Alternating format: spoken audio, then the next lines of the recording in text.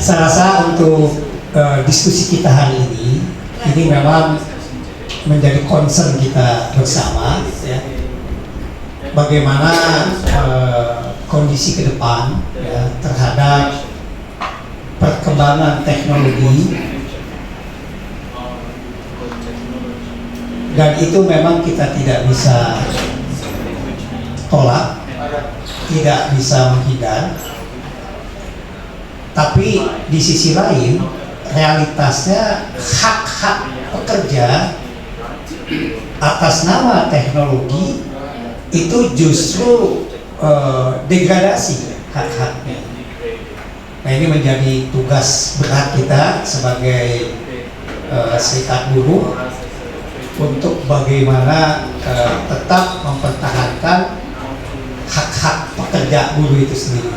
For a very long time, or in many companies, we still find two sets of compliance or human rights due diligence officers. Because for the batteries, they say you need 99.9% pure nickel, and the same is true for the other raw materials, so that it works. That go into batteries, there are more, but these are the most important, and you see it's cobalt, lithium, nickel, and copper. And Umicore is a recycling company. They can't wait, or they are waiting now for the first batteries that go out of life cycle to go to their places, because they say they can recycle 90+% of a battery and put these raw materials back into new batteries. For cell packaging, for the car industry, and if there is for recycling. Could you just get up, pick one of these symbols, and try to group so that we have a small group. Everybody representing mine workers here, people working battery workers, auto workers. Can you just get up and try to stand in groups, and somebody picks a symbol and gathers the people behind it. So we just get an idea of to support union to organize workers. Then on the third year, then we will make evaluation. Then how this project has been, successful or not. Yeah. So that would be all. So if we now tell the Tesla customer that this is not totally true what they believe in, then maybe they will start to think they probably still want an electric vehicle, because an electric vehicle is less polluting than a combustion engine vehicle. But they might shout out and tell Tesla, well, we're no longer willing to buy your products if you treat unions badly in Indonesia. We contacted them. Is there any update on this? Maybe take the mic so. It's okay. Kita sudah kontak, sudah kirim surat sejak tanggal 1 April, dan kemarin juga sudah ke sana. Memang lagi dalam proses di tata usahanya, jadi belum ada respon. Mau investasi karena perusahaan smelter nikel itu lebih banyak yang mengendalikan Mendikbud. Jadi Menteri Ketenagakerjaan juga kayaknya nggak bisa berbuat banyak. SDM plus ini menurut saya ada yang sudah dilakukan. Kemudian kalau tantangannya paling besar bagaimana studi trip ini berhasil, tantangannya ya Anda juga harus bagaimana langsung ketemu dengan PUK aja, menanyakan apa sih yang terjadi di sana sejatinya gitu. Saya pikir harus lebih fix lagi orangnya, yang dari serikat siapa saja yang mau ikut. Ini hanya soal teknis ya.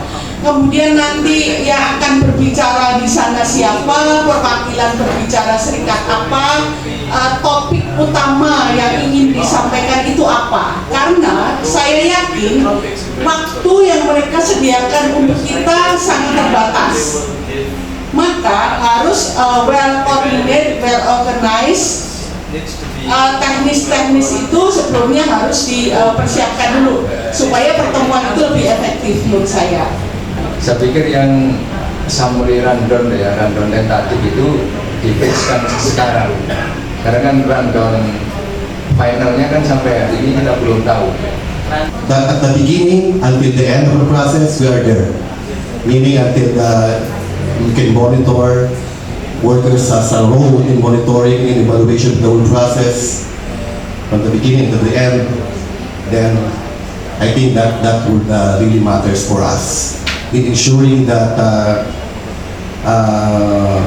we are really committed to this process of the human rights due diligence. So just contribute to this discussion. Kita menghadapi birokrasi, apalagi nanti kayak penghulu, nanti bilang apa yang saya mau berbuat sama negara ini? Ini hati-hati, saya bukan tidak setuju, saya mendukung. Tapi mari dirumuskan dulu. Nanti siapa yang memilih? Kalau dengan ILO dulu saya setuju. Nanti kita akan ngomong ketemu dengan mitra ILO Indonesia ingin juga sebagai unsur tripartitnya, kami pengen diskusi juga dengan unsur eksekutif pemerintah.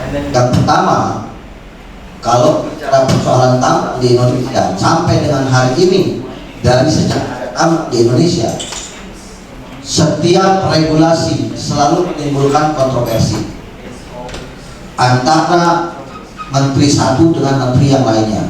Contoh konkret misalnya, kalau berbicara tambang, Kementerian SDM mengelola terkait dengan persoalan-persoalan apa saja.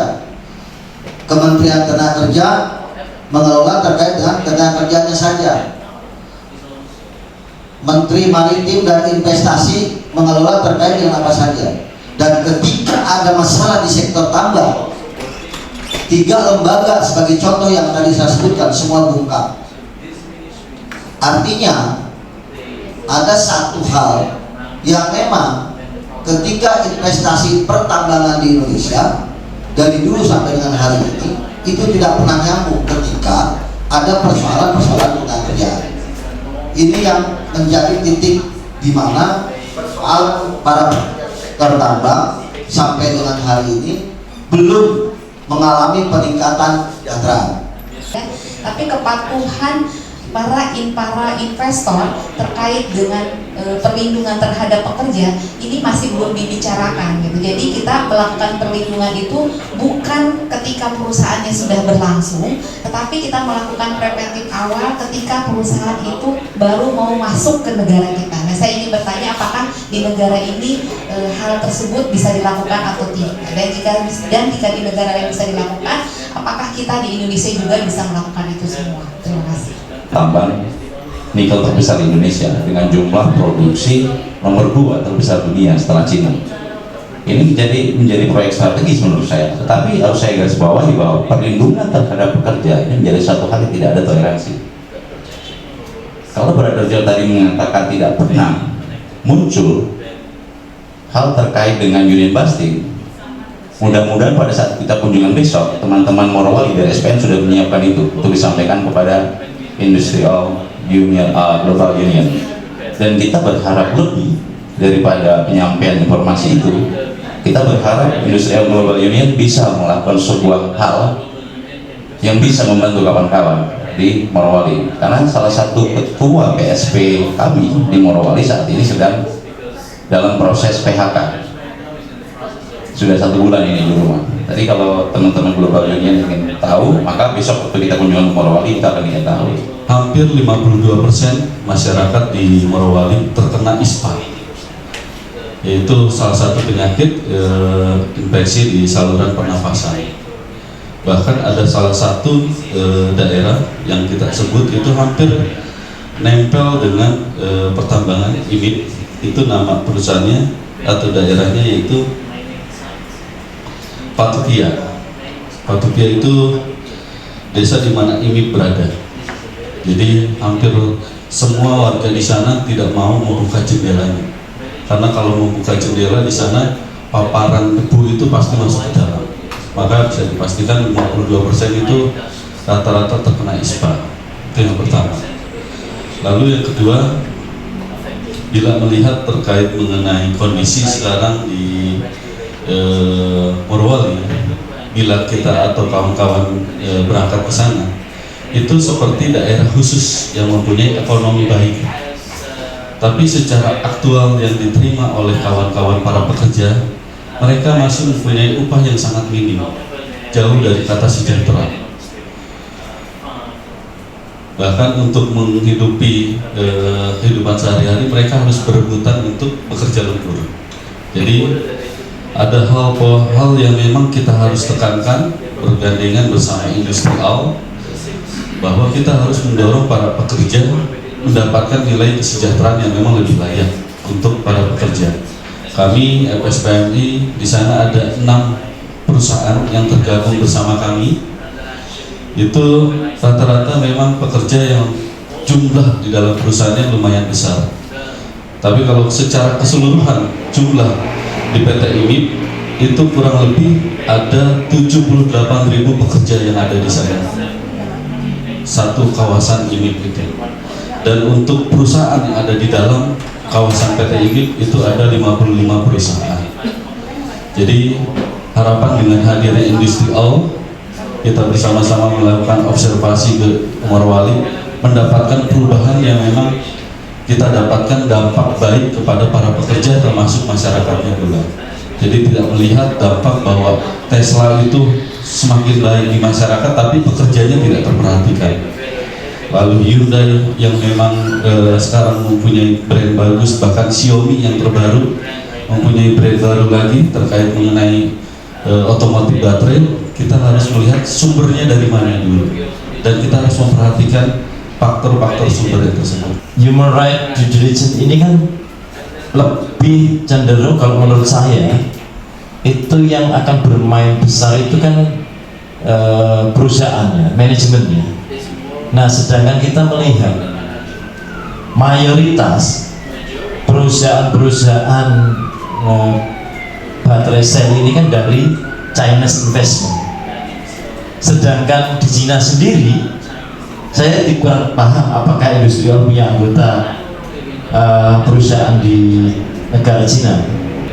Nah, ini bagaimana peran industrial untuk penetrasi kepada perusahaan-perusahaan Cina yang terutama menjadi pemain besar di baterai supply chain. Harapan kami industrial membuat tekanan kepada pusat dari perusahaan-perusahaan Cina yang ada di Indonesia, termasuk Tingsan yang ada di Tiongkok, untuk bisa membuat satu kesepahaman atau kesepakatan internasional agar mereka menghormati hak-hak buruh yang ada di Indonesia. Walaupun sebenarnya kita sendiri terus melakukan berbagai upaya untuk menjalin hubungan kerjasama dengan mereka di tingkat lokal, tapi upaya internasional kita harapkan juga bisa dilakukan oleh industri untuk lebih mempercepat bagaimana mereka menghormati hak-hak buruh yang ada di Indonesia dan hak-hak masyarakat di sekitar lingkungan industri yang mereka bangun. Nah, terkait memang dengan HRDD ini, kalau di Morowali itu memang sudah masuk itu ya, Huayu Nickel Cobalt itu. Dan kunjungan kami kemarin dengan USW itu juga sudah masuk di kawasan di daerah Pale ya, Pale Sorowako, Pale Indonesia. Nah, jadi kekhawatiran kami kemarin bahwa apa hal-hal buruk yang sudah dilakukan oleh Huayu ini di Morowali mungkin akan merembet atau akan berlanjut itu ke yang baik, khususnya misalnya K3 yang selama ini sudah bagus di PT Pale Indonesia. Nah, situasinya sangat tidak baik regulasi ataupun aturan, dan kita tahu bahwa investasi Cina ini tidak mau tahu dengan regulasi apapun di Indonesia, sehingga begitu abainya maka puncaknya, klimaksnya terjadilah 24 Desember 2023 lalu yang menewaskan 24 buruh dan puluhan ya 50-60 korban peledakan itu. Nah, apa yang kita mau petik di sini terkait dengan topik kita HRDD pada hari ini. Nah, mungkin kita nanti sama-sama mulai menyusun, melihat step by step dengan langkah HRDD ini dengan konteks yang paling besar kemarin peledakan yang di 24 Desember 2023. Nah, tolong kita masing-masing melihat nanti mungkin dari sekarang dan bagaimana kita ini melihat masuk dan besok mungkin atau beberapa hari akan bertemu dengan Komnas HAM dan lain sebagainya. Tapi kita startlah dari sini untuk melihat China ataupun investasi China ini betul-betul bisa mematuhi instrumen internasional khususnya di lokal ya, karena satu yang paling penting adalah pelanggaran yang dilakukan ekspatriat yang tidak boleh mengerjakan pekerjaan itu yang terjadi di kawasan Morowali ini. Nah, itu mungkin kalau besok bertemu nanti dengan pemerintah, dengan ministry ya, Manpower ya, itu juga harus kita sampaikan. Nah, yang saya maksud di sini kira-kira bagaimana kita dari industri all bisa nggak menggalang kekuatan serikat-serikat buruh global untuk bersama-sama memperjuangkan pelanggaran-pelanggaran yang timbul akibat dampak perubahan bisnis global ini. Tadi teman-teman saya udah bilang, ini salah satu contoh kecil di Morowali. Itu tambang nikel secara besar-besaran. Dampaknya saya udah dari sana sangat miris. Nah, ini penyelesaian nggak bisa secara parsial. Serikat Buruh Indonesia nggak bakal kuat. Nah, bisa nggak industri all mohon bantuan secara global bagaimana menolak produk nikel dari Morowali di pasar internasional karena di sana terlalu banyak pelanggaran. Ini kita udah bicara global, tidak lagi parsial. Nah, dengan begitu nanti baru bisa duduk barang, jadi ada keseimbangan, kesetaraan dalam bernegosiasi secara global. This is the strength. Then we will decide, what kind of things to do. But I hopefully take the comment from the brother Iwan that we will do something. So, is it okay? Okay, so it's time for group photo.